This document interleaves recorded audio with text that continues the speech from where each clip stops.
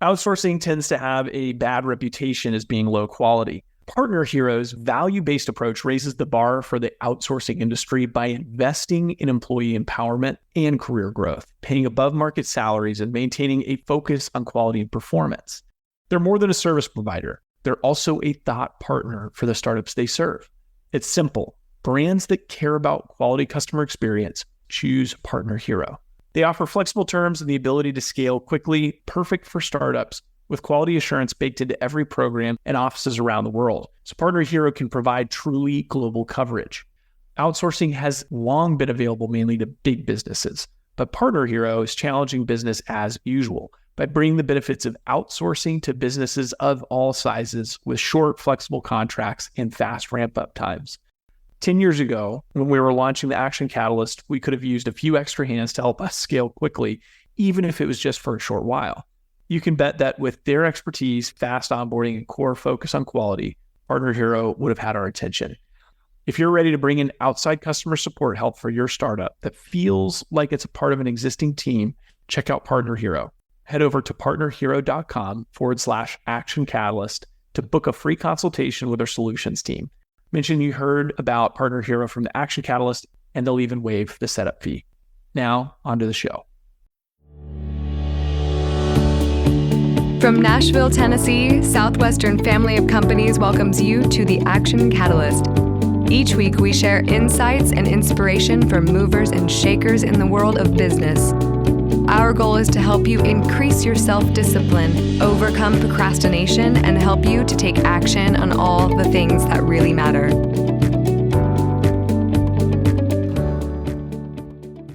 Overcoming grief, getting through grief. How do we move on when terrible things happen, when bad things happen, right? In this show, we talk so much about success and strategies to grow and improve and develop and build. But what about those moments when things completely fall apart and they completely crumble?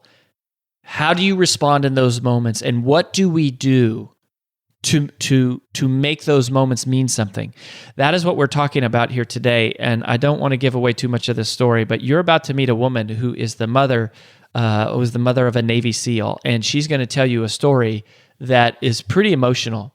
And then she's going to talk about what it looks like to get through grief and how to transform grief into things that really matter. And at the end, I'm going to go through and I take, what I learned from her story and translate it into what I think are just two simple choices, not easy, but two simple choices that everybody who gets through grief in a positive way that they make, but a lot of people don't make them. And if you're hurting or you know somebody who is hurting or going through something that's tough, I think this would be the episode to share with them. This would be something to forward along and to hear it. So I hope that you enjoy it. I hope that it lifts you up and it inspires you. And we'll get started just after this message. This episode is sponsored by Southwestern Coaching. Southwestern Coaching has helped over 11,000 people increase their incomes by over 25% on average. As a successful salesperson, you know the importance of increasing your sales, but sometimes you might just need a little extra push and accountability to meet your goals and grow your business. Southwestern Coaching will help you increase your income through one-on-one sales and leadership coaching tailored specifically to your needs. Together, we will elevate sales. To schedule your free one-on-one business action planning session with a Southwestern coach, go to www.southwesternconsulting.com/Action Catalyst. The woman that you're about to meet, her name is Debbie Lee, and her son was a Navy SEAL, and she is the founder of a company, or not a company, of a nonprofit called America's Mighty Warriors. And I'm not going to tell you anything else about Debbie other than she's amazing. And I think you're going to love her heart, and I think you're going to love her story. And I met her at an event I was speaking at, and the company that had hired me had also, supports this charitable organization. And so Debbie and I met, and I immediately was like, "Oh my gosh, we have to have you on the show." So Debbie, welcome to the show. Thank you. I'm so excited to be here today and be able to share what we do and why we do what we do. Yeah. So your son, Marc Lee, can you just tell us quickly a little, like, who is Marc, and specifically, what was Marc's last letter home? You bet. So Marc was the first Navy SEAL that was killed in Iraq, August 2nd, 2006. He was one of the main characters in the movie American Sniper. Wow. And that day, that young man willingly stood up in the direct line of fire 3 different times, gave his life to save his teammates, gave his life for the freedoms that we enjoy each and every day in America. And I've been a widow for 23 years, but I can tell you that losing a child is the toughest thing anyone could ever go through. But I am so proud of Marc. I'm so proud of the choice he made that day, selflessly to give his life. And I had no choice, the news that was given to me on August 2nd. I could have plugged my ears. I could have gone la, la, la, la, and not listened. But that would not have changed the fact that my son had been killed. But I did have a choice how I responded. And my choice was to put on his boots and pick up his weapon and stay in the fight for our men and women who serve, stay in the fight for other families who've lost a loved one. And I'm not firing bullets at anybody like our troops in combat, but it is a fight to make sure that they're taken care of. I do know the price that's paid for our freedoms, and it is my honor to be able to do this for our veterans and for other families who've lost a loved one. And we started our foundation. So hold on. So take me back a little bit. So was he your only son? He was my baby. I have 3 children. My oldest son served in the Marines and got out just before Marc was killed. My daughter was married to a captain in the Army, and he did 1 enlistment and then got out. And then Marc was my youngest as a Navy SEAL. So we're a very proud military family. And I'm blessed with 10 grandchildren. Wow. And so when like, can you take us to that day a little bit? Like what, and explain what was this, there was a big, around that time, August 2006, there was, this letter that Marc wrote. What was the letter? Explain that to us. So he actually wrote that letter about 2.5 weeks before he was killed, and he sent it. I think there was about 12, maybe 15 people on the email thread when he mailed it to us, and an amazing letter. Your listeners need to go to our website at americasmightywarriors.org and read that amazing letter. Literally has inspired millions and millions of people around the world. But when you read that, you just sense the changes that happened to Marc when he was in Iraq and when he was in combat. And he talks about a lot of different things. He talks about what he saw over there. You see how much he appreciates the country that we do live in. And he talks about random acts of kindness, how we could change our world by doing something so simple as a random act of kindness and our reputation as a country. And then he ends that letter with, to my family and friends, do me a favor. Pass on the kindness, the love, the precious gift of human life. And that was not a letter that was supposed to be, if you're reading this, I'm gone. It was just the last communication that we did receive from him in writing. And the wisdom, the insight for that young man who was 28 years old when he was killed is absolutely amazing. And to see how God has used that last letter that he wrote to change lives around the world and inspire people. And that's why we started our foundation, America's Mighty Warriors. Mm-hmm. So he sent that as an email. And then 2 weeks later, what happened? So did somebody call you on the phone, or did they knock on the door? Like what how does that even happen? Well, they were actually had our old address up in Oregon and had been trying to find me for about 8 hours up there. And I know Marc changed the paperwork. I know they have my current address down in Arizona. Yeah. And again, I see that was God's hand of protection, because if they would have found me that morning, I would have been home by myself. When they finally realized that I didn't live in Oregon anymore, then they were afraid I was going to find out, on the news, on TV, on the media. And so they sent the local CAICO officer down here to find me. And I was actually at my Bible study at my small group that night. And my neighbor, they knocked on my neighbor's door, and she said, well, I don't have her, cell phone number, but I know her son where he works. And so they tracked my son down where he was working, and he had come to the house, but they wouldn't tell him until I got there. And he called me at my Bible study, and we were actually celebrating my birthday that night. And my girlfriend had given me one of the willow tree angels, and those are the wooden angels with the wire wings, and each one has a character quality. And the one that she gave to me was courage. And little did we know when I received the phone call from my son how much more courage would be required. And I knew the day that Mark left my house before deployment, something inside me told me I wouldn't be seeing him again. And I don't know if that was God trying to prepare me, but I don't know how you ever prepare for news like that. But something inside just told me, I'm not a worrier. I'm not a fretter. That is just not my personality.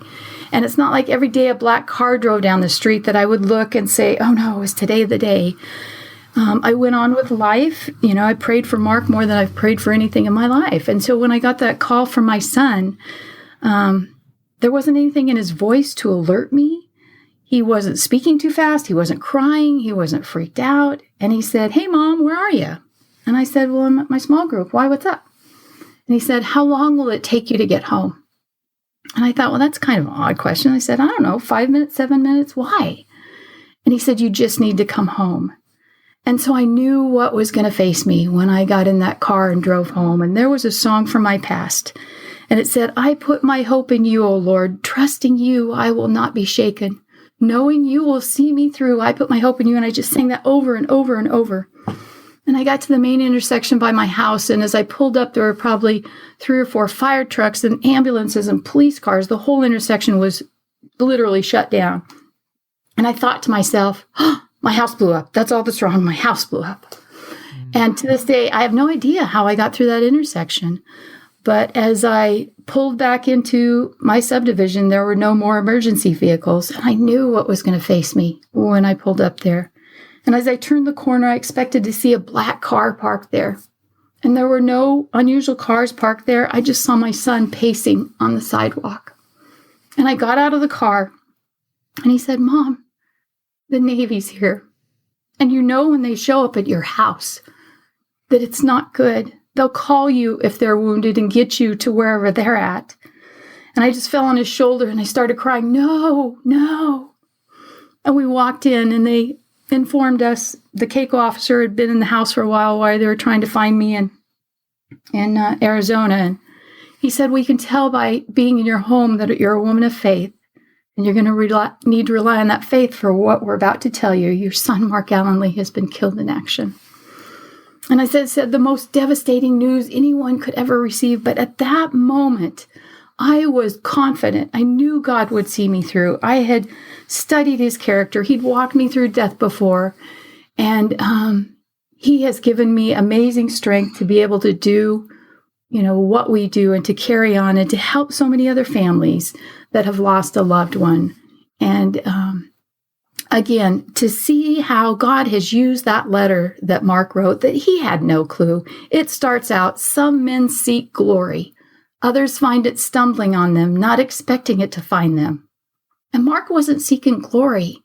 It found him in more ways than one. I mean, he's the believer and he's in heaven today, but he is in glory. But just amazing how God will prepare you for wherever he asks you to walk. Sometimes it may not be, a lifetime ahead. I speak publicly. I share Mark's story. I've never had any debate classes, any public speaking.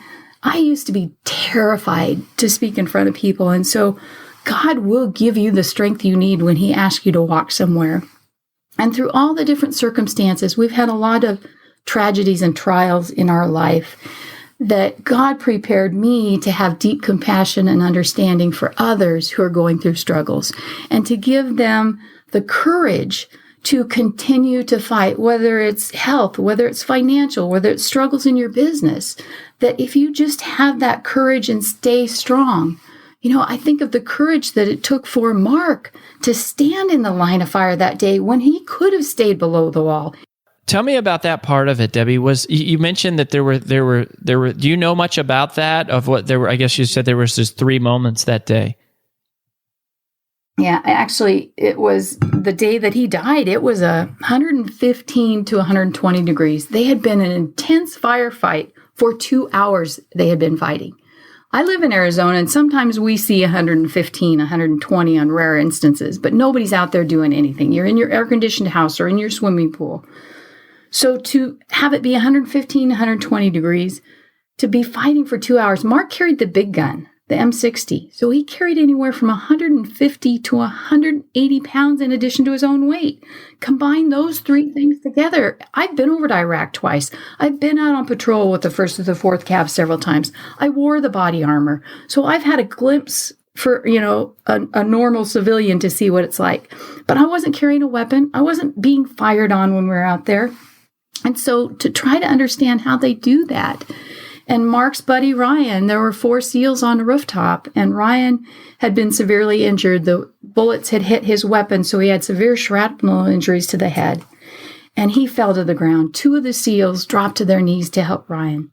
Marc could have made that very same choice, but his choice that day was to stand up in the direct line of fire. He had the big gun. He was hoping he could lay down some suppressive fire and get the medic up to the roof. And the medic successfully got up there, and he took one look at Ryan, and he said, "We've got to get him out of here immediately. There's no chance for survival." So not just once, but then a second time all by himself. He stood up in the line of fire again to provide that cover so they could get down off of the roof. That's the same place where Ryan had just been shot, so the enemy had eyes on them. They knew where they were.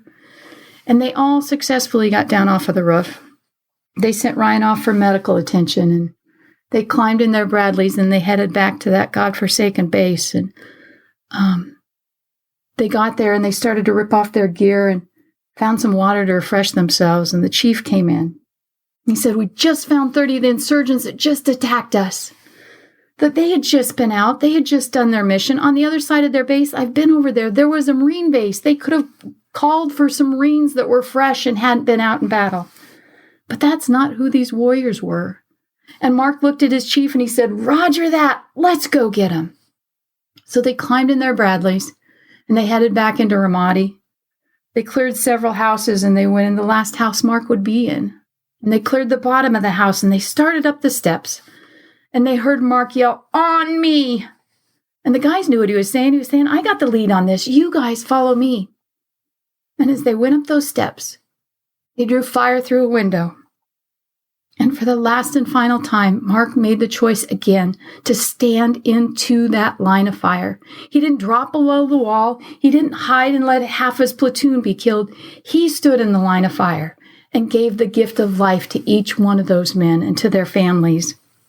And as I said before, I miss Marc deeply. We just had the 11-year anniversary of his passing, and you do learn ways to cope. You do learn ways to manage the grief, and God has given me amazing strength, but I still miss him every single day. But I think of the choices he made and how he's changed this world, and he was redeployed to heaven. I will see that kid again one day.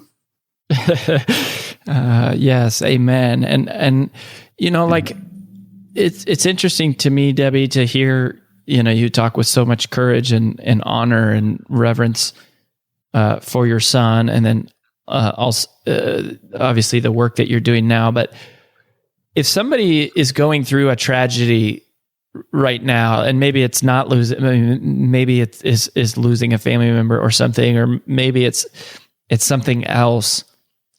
It sounds like you've been through a couple tragedies in your lifetime, and I guess this one being perhaps the most salient. How do you rebound from that? You have that moment where you're coming home and you have all these fire trucks and your son's there and you hear the news, and then obviously now today you're out fighting this battle to help other families deal with it. But there's some grieving period in there, or there's some transition period. If you're going through that, how do you get through that? What do you say to somebody? And I guess because America's Mighty Warriors is specifically supporting families of the fallen. I guess you've had to be there. You must have had to be there in some of those moments for some of the people that you support. Yes, we've been there for way too many funerals, and it's difficult. I mean, the first one I did was only 7 weeks after Mark died, and it was the same cemetery, the same casket, everything. It was another Navy SEAL that we lost, and it was painful. It was just like reopening that wound. The only thing now I knew 7 weeks ahead of this family, I knew what it was like to receive that folded flag. I knew what it was like to try to proceed. And I think for me, just an example of that would be the night that we were notified that Mark had died. My oldest son met his wife in Okinawa, and she was over in Japan. She'd gone home for 6 weeks to visit her family. He decided he wasn't going to tell her she was pregnant, and she had just lost a baby at 5.5 months along the year before. So he felt like that was best to not tell her. And he said, I'm going to stay at your house tonight, Mom. And I said, thanks, son. He said, I'm going to go try to get some sleep. And I said, okay. And I knew sleep was not an option for me. And I just wanted somebody to hold me and tell me it would be okay. And as a widow, I didn't have a spouse. But I knew that God had promised to be a husband to the widow and a father to the fatherless. And I knew that. I'd seen him do that over and over. I'd memorized that scripture. And I knew that comfort that I needed was going to come from him. And so I went and opened my Bible that night. And God led me to Psalms 27. That's exactly where it opened. And it said, the Lord is my light and my salvation. Whom shall I fear? The Lord is the strength of my life. Of whom shall I be afraid? When the wicked came against me to eat up my flesh, my enemies and my foes, they stumbled and they fell. Though an army may encamp against me, my heart shall not fear. Though war may rise against me. And I'm reading this thinking, God, you could have written this to me for the circumstances I'm facing today. And the second to last verse said, I would have lost hope if I had not believed I would see the goodness of the Lord in the land of the living. Wait on the Lord, be of good courage, and he will strengthen your heart. Wait, I say, on the Lord. And that was that same theme he was giving me. I'd received the courage angel earlier in the night. And so when he led me there, I was reminded it was courage that I was going to need. And I would not want to walk through any circumstances without God being my rock, being my strength. And so I always encourage people, whenever you're going through struggles, that's the first place you want to make sure you've got that relationship secure. But then you have to allow yourself to go through grief. It's a process. You don't heal and get to, not that I ever came back to a place of, a normal life before losing Mark, but you pass through the majority of the grief by walking through it. And as I walked through it at different stages, helping other people was, I think, what made a major turning point. So I always encourage people, if you're struggling, go find something to do, whether it's volunteer at a soup kitchen or read books to kids in a, preschool or kindergarten, or, help the homeless or wherever. Do something for somebody else, because when you're going through grief, it is so deep and it is so hard. You hurt so bad. There were times I physically felt my heart was broken, not just emotionally. And when you're focusing on others and helping others, you're not looking inward. And not that you're pitying yourself, because that's part of grief to go through that, and you can't avoid it. You got to go through it. But for me, those are the two major things that helped to be able to learn those ways to cope, to learn ways to manage. And you do prepare for those days of grief. We just had the 11-year anniversary on August 2nd. So I planned to be out doing random acts of kindness, like Mark talked about in his letter. What a better way to honor him, than accept that challenge of the random acts of kindness. And we did 40 of them. My assistant director went with me. And so Mark says in his letter, when's the last time you paid for a stranger's cup of coffee or a meal or a tank of gas? So we did those very things for 40 different individuals that had served in the military or Gold Star families. And so then it was uplifting, a positive approach to remembering, the sacrifice from 11 years before. Well, and it's interesting. I didn't really put that together until just 1 second ago when, I asked you how to get through grief, and basically you said God was first and then giving was the second, or serving, which is exactly what Mark's letter was about serving and the random acts of kindness. Like that is the instruction. And that's so powerful. And one thing I know I'm going to do for sure after this, Debbie, is I'm going to drive around. I'm going to follow you every time you go to Starbucks or any drive-through. Make sure I'm the person right behind you. But in all seriousness, so just really quick, we're kind of running short on time, as I knew it would go fast. This is such an amazing story. Tell us a little bit. So, what exactly is America's Mighty Warriors, and where do you want people to go to learn more about that service that you've started in courageous response to what happened to your son? You bet. So we have 4 main programs that we do. We do retreats in Texas for our Gold Star families, which is a family who's lost someone in combat, and our Purple Heart families. We have a house in Arizona called the Heroes Hope Home, where families of the fallen can come stay for free, and we just love and pamper on them the entire time they're here and let them know we'll never forget, your loved one who gave their life, or we'll never forget you. We have a program called Helping Heroes Heal program, and with that, our veterans who are struggling with TBI and PTSD, we're paying for hyperbaric oxygen therapy treatments, hormone therapy, vitamin therapy, natural things that will restore their body. So many of our veterans are going to the VA, coming out with gallon-sized baggies filled with prescriptions. 2/3 of them say may cause suicidal tendency, and we wonder why our suicide rate is so high. We also do those random acts of kindness, and it can be anything from the small things Mark talked about, the meal, the tank of gas, up to a $5,000 grant. So if there's a family that's struggling, our veterans can't come ask. Typically, the ones who need the help won't ask. And unfortunately, we have found those that will just go from charity to charity trying to see what they can take. And so if you knew someone you could refer them to us, we would still vet them. But then if there's a crisis situation, they've just had a child die of cancer or their house burnt to the ground. It's not always crisis. We just did one Monday night. We've got one of our SEAL teams deploying. And so we took that whole team and their children to a Build-A-Bear, and the kids got to build a bear. Daddy recorded a voice message for them and that goes in that bear. Oh. They can push a button anytime while Daddy's gone and hear his voice. So those are the random acts of kindness that we do. And then advocacy and education. So if there's an injustice against the troops, then we'll step in and try to make that right. Whether it's corporation, whether it's our government, you'll find us on the halls of Congress, often trying to change things for our veterans. And we're honored to be able to do that for them. And they can go to our website, and it's America's Mighty Warriors.org is our website. And you can help support us so we can continue our mission. 90% of what comes in goes back to the troops and their families. Or if you're a Gold Star family or veteran that needs our help, please reach out there as well. There's lots of merchandise. There's, I think, 8 books on there that tell Mark's amazing heroic story. There are resources out there that for our veterans struggling with PTS and TBI that we can actually provide healing for your brain there. It is not just emotional struggles that you're going through, and that there's hope and we can help. Thank you. God bless. Wow. Right?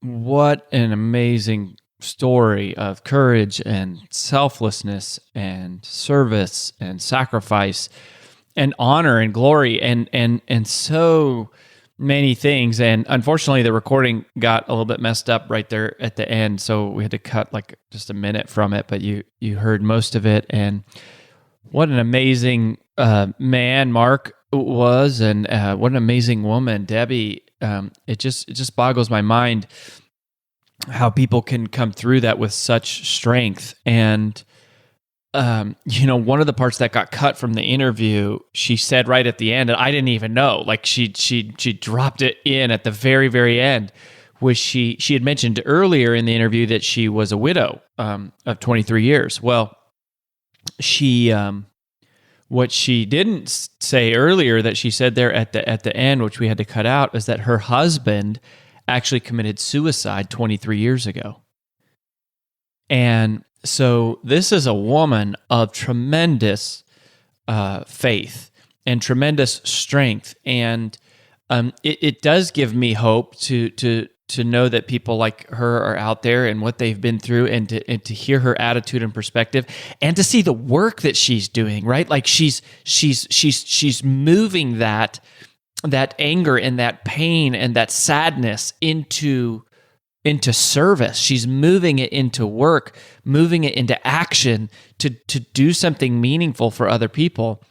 And, that's what I love about the story of her son, Mark. As she mentioned, he was one of the main characters in the movie American Sniper. And I think what is so powerful is learning the real life story of this guy and this letter that he wrote. It's referred to as Mark's last letter home. It was literally the last letter that he wrote home. Is amazing because he's talking about all of these principles, these principles of selflessness and of service and of sacrifice.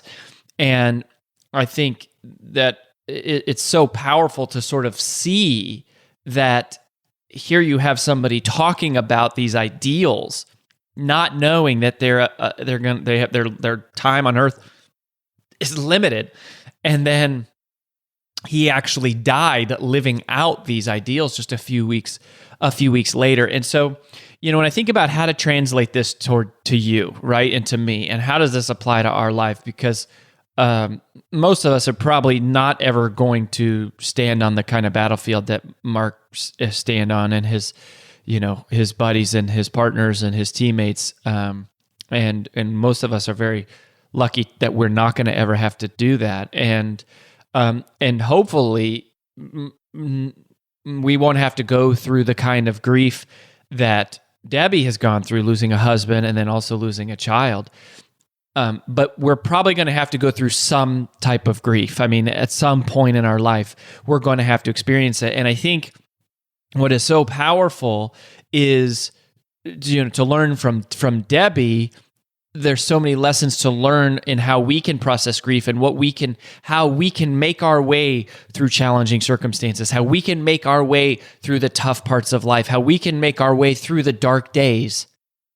And what are some of the strategies, if you want to call them that will help you get through that and help the people that get through that, because all of us sooner or later are going to deal with grief. All of us are going to deal with dark times. All of us are going to deal with challenges, and they're going to look different, but you can be certain that you're going to get there. And there's two key responses that I see in Debbie's story, and also in the story of several other people who I think have gone through these difficult, turbulent times and come out healthy on the other side. Because that's when you go through grief, right? It's a decision point, and the indulgence of there's so many indulgences that can come into play, right? Like there's a chance to get into addictions and to drop into despair and hopelessness, and that in some ways is kind of an indulgence. That's the natural thing that we do. It's sort of the escalator. It's not, I don't think it's easier. It's harder, frankly, right? It's much harder to go through those things. I just mean that it's kind of the natural, if we leave our mind to its own devices, when we experience pain, we will tend to gravitate towards hopelessness. We would tend to gravitate towards substances, towards anything that is a short-term release of that pain or that anger or that sadness.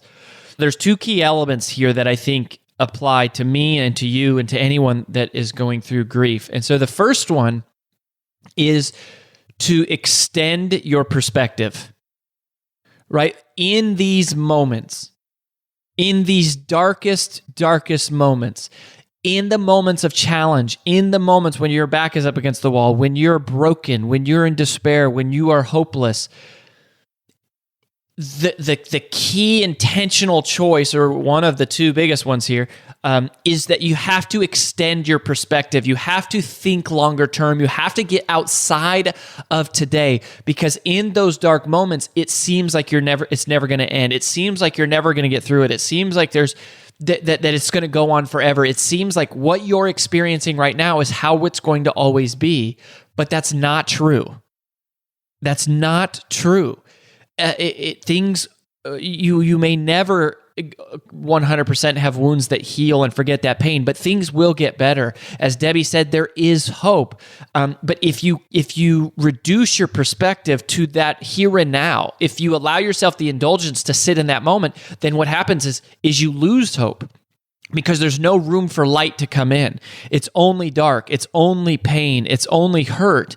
But when you extend your perspective, you start to see things differently. You start to see that there is the chance of hope. You start to see that there's the possibility of a reason why this happened. That there's the possibility of meaning and of significance to why this happened and how you're going through it. Our ability to have peace is directly proportionate to the term of our perspective. See, we mistakenly think that if we had more money or more time or more fame or more notoriety or more influence, we think that those things would give us peace. And in some ways, maybe some of those things can, but they are not really what give us peace. What really gives you peace is having a longer term perspective. Because any problem in relation to today is a big problem. But any challenge or problem in relation to our lifespan is a smaller problem. And any problem in relation to eternity is no problem. The size of the problem doesn't change, but the term of your perspective does. And the longer the term of your perspective, the smaller that problem seems. And I don't mean smaller like it's less painful or that it makes less of a difference. I mean that it actually makes more of a difference because you can start to see like maybe there's a way that this matters, right? Like maybe the pain that you're going through has nothing to do with you at all, but maybe it's preparing you for the person that you need to one day be for somebody else. Right? Like here, we now have this story, Mark's story, Debbie's story, reaching tens of thousands of people. And who knows? I don't know who's listening to this, or who you know, but maybe your life, what you're going through, we often internalize that pain as, oh, it's happening to me. But maybe it's preparing you for the person you need to be for somebody else. Or that your message, in this case, Mark's message is reaching out into the world and, the various books and the movie and all that sort of stuff. The second thing that you can do to help you get through grief, and Debbie is the prime example of this, and Mark is the prime example of this, is to serve. It's to serve. As she said, it's to get outside of yourself, to focus on others and not look inward. And that's so hard, right? Because the pain is so real, the darkness hurts so bad, the anger it's so visceral. And yet in that moment, you make an intentional choice to either indulge in that and soak in that, or to leverage that and to channel that and to move it into a life of service, to get outside of yourself, to take that pain and go out and use it for good. Because as she said, she had no choice about hearing the news on that day, but she did have a choice about what she did with it. And she did have a choice about how to channel that energy and how to channel those emotions, and she chose to channel it in the direction of service. And that is what Mark's letter was all about. And you have to go read the letter. It's on the website, americasmightywarriors.org, and we'll put a link to it in the show notes. But you have that's what's so amazing, right? Is that heroes are the people that serve. Right? Like heroes are not the people who will get famous. Heroes are not the people who make all the money. Heroes are not the people that everybody even knows necessarily. Heroes, legends. Heroes are those that serve selflessly. And they know that it brings meaning to their life. It brings meaning to their pain, meaning to their tragedy, meaning to their setback, to focus on serving. There is something powerful about serving others. And that's what Mark's whole call to action was these random acts of kindness to go out and serve people and love people. But the part that is so powerful, again, about Mark's story is he was talking about it, right, in this letter. but then he lived it 2 weeks later. He went out and he lived it. And that's what I want to invite you to do and to encourage you to do and to challenge you to do is to go out and live that service. And so I figured I would wrap up with just a couple of the words that were from his letter. And this is what Marc said. He said, "What I do over here is only a small percent of what keeps our country great. I think the truth of our greatness is in each other. Purity, morals, and kindness passed down to each generation to generation through example. So to all my family and friends, do me a favor and pass on the kindness, the love, the precious gift of human life to each other, so that one day when your children come into contact with a great conflict, when they come into the kind of conflict that we are now faced with here in Iraq, that they are people of humanity and pure motives and compassion."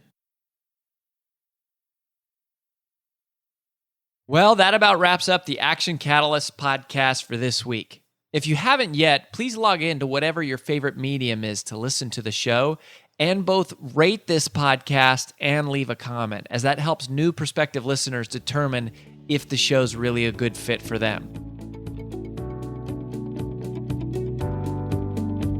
If you enjoy this podcast, please make sure to subscribe, leave a review, and screenshot this episode to share with your friends on social media.